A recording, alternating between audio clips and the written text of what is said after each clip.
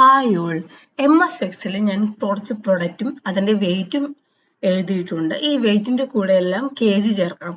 അപ്പോൾ നമുക്ക് ഓരോന്നും kg ടൈപ്പ് ചെയ്ത് ചേർക്കുന്നത് കുറച്ച് ബുദ്ധിമുട്ടായിരിക്കും. പിന്നെ ടോട്ടൽ സമ്മ് കാൽക്കുലേറ്റ് ചെയ്യുമ്പോൾ ഡീഫോൾട്ട് ആയിട്ട് kg വരില്ല.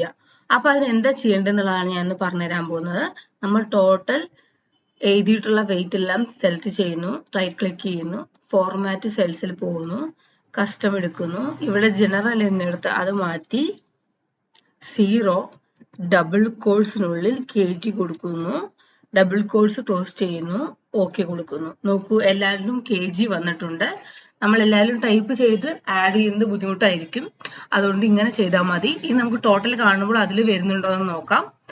ഈക്വൽ സം ബ്രാക്കറ്റ് ഓപ്പൺ ചെയ്യുക, ടോട്ടൽ വെയിറ്റ് സെലക്ട് ചെയ്യുക, ബ്രാക്കറ്റ് ക്ലോസ് ചെയ്യുക, എൻ്റർ അമർത്തുക. നോക്കൂ, സമ്മിന്റെ കൂടെയും kg വന്നിട്ടുണ്ട്.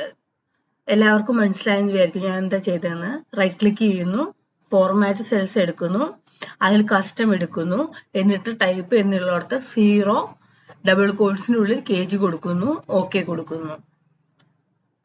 എൻ്റെ വീഡിയോ ഇഷ്ടപ്പെടുകയാണെങ്കിൽ ലൈക്ക് ചെയ്യാനും ഷെയർ ചെയ്യാനും സബ്സ്ക്രൈബ് ചെയ്യാനും മറക്കരുത്. Thank you. നാളെ വേറെ വീഡിയോയുമായി കാണാം.